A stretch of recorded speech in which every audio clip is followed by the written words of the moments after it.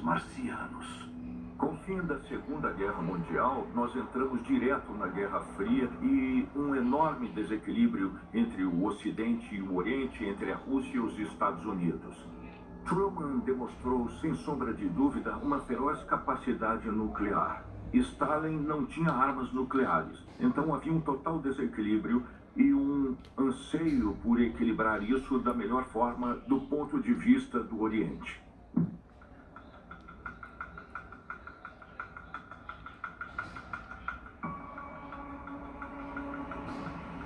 Precisamos lembrar que era o começo de julho, por volta de 2 de julho, por aí. Enfim, foi em menos de 2 semanas antes de termos os primeiros avistamentos de disco voador por Kenneth Arnold, em 24 de junho, e o termo disco voador se espalhou pelo mundo. Divulgado na imprensa o avistamento de um objeto não identificado voando sobre as árvores, o que um jornalista descreveu como um disco voador é a primeira referência que temos de um disco voador na imprensa. E isso foi apenas 2 semanas antes do incidente em Roswell.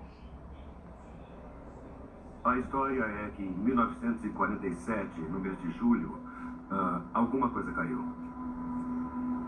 Um fazendeiro, Mark Borzel, encontrou alguns destroços estranhos em sua propriedade. Espalhados em sua fazenda, um monte de destroços de algum tipo de aparelho que parecia ter caído dos céus.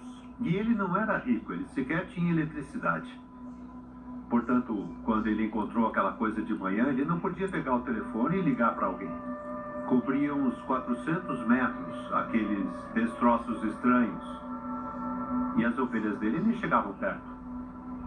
E ele pensou, que tranqueira é essa? Mas o fazendeiro não disse muito.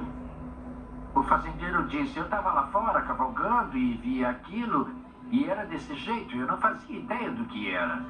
Então eu fui à cidade para contar a algumas pessoas e mencionei isso para algumas e de repente houve interesse.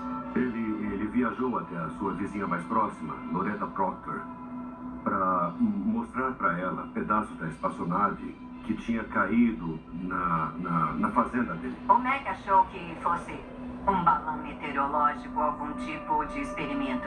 E ele estava feliz de fazer ao governo o favor de devolver os pedaços. E, na verdade, essa era a ideia dele, quando ele recolheu tudo e levou à cidade. Ele pôs tudo em caixas e levou à cidade e mostrou ao xerife Wilcox. E o xerife não fazia ideia de que material era aquele.